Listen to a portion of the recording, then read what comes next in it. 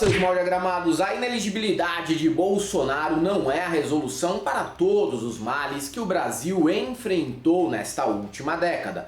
É apenas um paliativo. A decisão do TSE para tirar o excrementíssimo do páreo em 2026 foi como jogar pinho-sol e naftalina para eliminar o cheiro de mijo embaixo de um viaduto. Resolve-se o problema de um endereço que é usado como banheiro a céu aberto, mas apenas por algumas horas. A cidade ainda manterá outros logradouros fétidos como o bolsonarismo, que aliás continuará por aí emplacando os maiores desgraçados desse país para o legislativo e eventualmente até para governos estaduais e prefeituras de grandes cidades. Mas a gente não pode ter tanto fetiche pela derrota e nem ser aqueles que gostam de roubar as brisas do povo nos momentos de pequenas vitórias. Não. Precisamos aprender a gozar coletivamente. Nunca deixem que alguém sequestre esse nosso direito. E olha que já tem gente se apressando para ocupar esse posto de negativista inveterado por aí. Desde sexta-feira existe a figura do analista político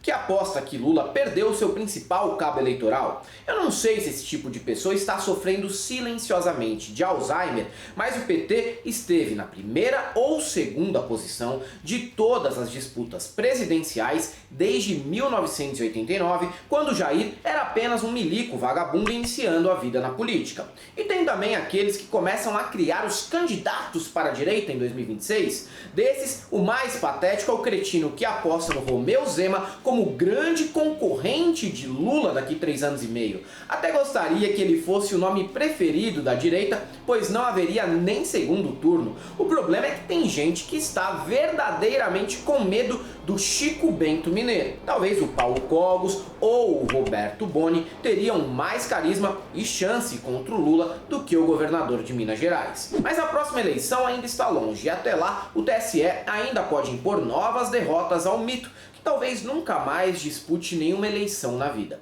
Desde 31 de dezembro, tudo indica que Jair está aposentado compulsoriamente pelas urnas e agora pela justiça. O melhor, por enquanto, é acompanhar o chororô dos apoiadores do presidente, que criam inúmeras narrativas de perseguição para justificar a morte social do Jair. Um que tem me agradado bastante, confesso, é Silas Malafaia. O pastor passou os últimos dias completamente desestabilizado após o sensacionalista espalhar que ele faria greve de fome caso o Bolsonaro ficasse inelegível. Apesar dessa informação ser apenas uma chacota do site de humor, a verdade é que o suposto religioso subiu o tom e chegou a exigir que Cássio Conká pedisse vistas em seu voto para adiar a decisão sobre a inelegibilidade. Antes do resultado, gravou um vídeo indignadinho dizendo que a partir de então só restava pedir a Deus pelo bem do Jair, já que estaria tudo planejado pelo TSE para impor uma derrota ao presidente. Na questão de Dilma e Temer, que tem similitudes com a questão de Bolsonaro, eles foram absolvidos. Tem questões similares. Bolsonaro? Só Deus, gente. Só Deus. E aí eu não tenho domínio do que Deus pode fazer. Porque já está acertado, é vergonhoso. A inegibilidade de Bolsonaro é política baixa.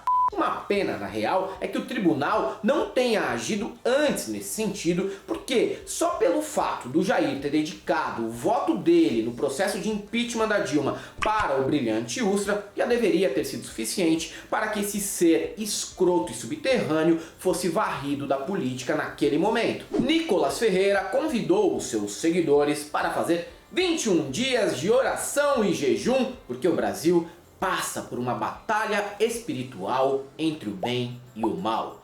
Esse é o discurso da direita agora. Entre os invasores dos prédios dos 3 poderes em 8 de janeiro, o discurso era de que o golpe salvaria o Brasil do comunismo, escravidão sexual e daria paz espiritual ao país. Então a gente vai fazer 21 dias de fato aí de oração, de louvor, porque eu tenho certeza que o nosso país precisa de pessoas que lutam com armas espirituais e não somente naturais. Deus colocou isso no meu coração, entrei em contato com todas essas pessoas para que a gente, em cada dia, faça uma live aqui às 10 horas da noite, todos os dias, para que a gente realmente consiga chamar o coração aí de Cristo. Curiosamente, foi a derrota do Bolsonaro que trouxe alguma paz a esse país. E desde então, pode fazer jejum, roda de oração para pneu, promessa novena, despacho, evocar Exu Caveirinha na brincadeira do copo, entrar para uma tarica de fundo de quintal que nada vai adiantar. O resultado não muda. Bolsonaro não eleito. O senador potiguar Rogério Marinho gravou um vídeo em que parece estar falando de uma pessoa morta ao se referir ao ex-presidente. E a verdade é que, mesmo sem dizer isso diretamente, ele reconhece que Bolsonaro já era e que o momento agora é da direita se unir para não deixar as ideias desse campo morrerem. E em torno desses ideais e dessas ideias, porque as pessoas podem ficar pelo caminho, mas as ideias não morrem, as ideias não perecem, as ideias continuam porque elas foram incorporadas por uma parcela significativa da sociedade brasileira. Esse é um legado que nós vamos passar para os nossos filhos e para os nossos netos. Pelo jeitão de quem acabou de voltar do cemitério, ficou claro que Marinho sabe que não existe nenhum nome com potencial de vitória contra Lula, pelo menos por enquanto. E sabe também que a disputa pelo posto do Jair passa pelo desafio de descobrir quem, dentro da direita, consegue ser mais escroto em público. Se o Tarcísio for além de quebrar martelo em leilão da Bolsa, ele pode ser um nome viável em 2030. Só tem um porém: nunca um ex-governador venceu eleição presidencial. Daí um palco que não costuma ser promissor, mas todos têm o direito de fracassar dentro de uma democracia, não é mesmo? Carla Zambelli, que é apontada por alguns apoiadores do mito de ser uma das responsáveis pela derrota dele em 2022, após aquela cena tenebrosa em que ela aponta uma pistola para um homem negro nas imediações da Avenida Paulista, não sabe mais se é fã ou hater do Jair. Em defesa do ex-presidente, ela publicou uma ilustração que mostra que ele não está só. No entanto, é claro que Jair está apoiado por cada vez menos pessoas e também está cada vez mais mal acompanhado. Ao lado dele estão, vejam só, Zé Trovão, Bananinha, Damares, Carlos Jordi, Nicolas Ferreira, Sanderson, Lana Del Rey e Gustavo Gayer, que talvez tenha notado finalmente que não é branco. Um elenco pior que o do Corinthians atualmente. Os vídeos com trilha épica que ela tem postado formam outra parte do humor involuntário desse momento de choradeira. Passei por um momento difícil, uma facada. Entendo que a mão de Deus me salvou. Chega a informação de que Jair Bolsonaro está eleito presidente da República. One of the great presidents of any country in the world, President Bolsonaro. Eu dei boas risadas, especialmente com uma edição toscona feita por um tal de Zuko, que graças a Deus eu nem sei quem é. Se pensam que nos enterraram, não se esqueçam que somos sementes. Fica a dica.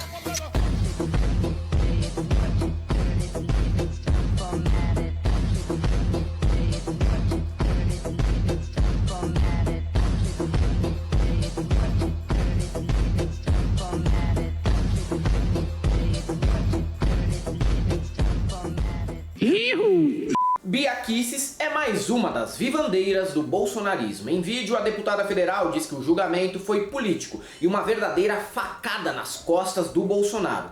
Eu digo pra vocês, Jair Bolsonaro não cometeu nenhum crime. Esse julgamento ele foi político, foi um julgamento de cartas marcadas e simplesmente deram uma facada nas costas do Bolsonaro.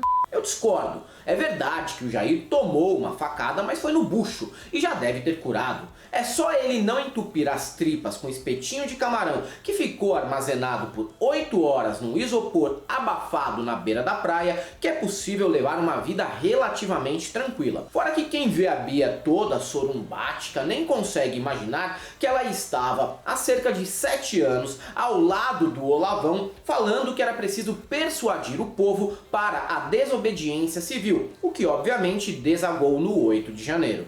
Não tem o quê? Vamos traduzir e resumir o ensaio do Henry David Thoreau sobre desobediência civil, que o cara escreveu sobre isso pela primeira vez. Vamos nos preparar para isso e vamos espalhar a ideia. Espalhar a ideia e nos preparar. É isso que nós temos que fazer. Agora fica se fazendo de doida, dizendo que o ato foi organizado por infiltrados do PT e do PSOL. Até parece que ela não foi uma das grandes incentivadoras desse processo golpista, não é mesmo? E por último, um vídeo especial de Gustavo Gayer citando o filme Tropa de Elite para tentar fazer uma grande sacada. O sistema é foda, meu irmão. Eu acho que nenhuma frase poderia descrever tão bem o dia de hoje quanto aquele trecho do filme Tropa de Elite no qual o Capitão Nascimento fala: "O sistema é foda, parceiro."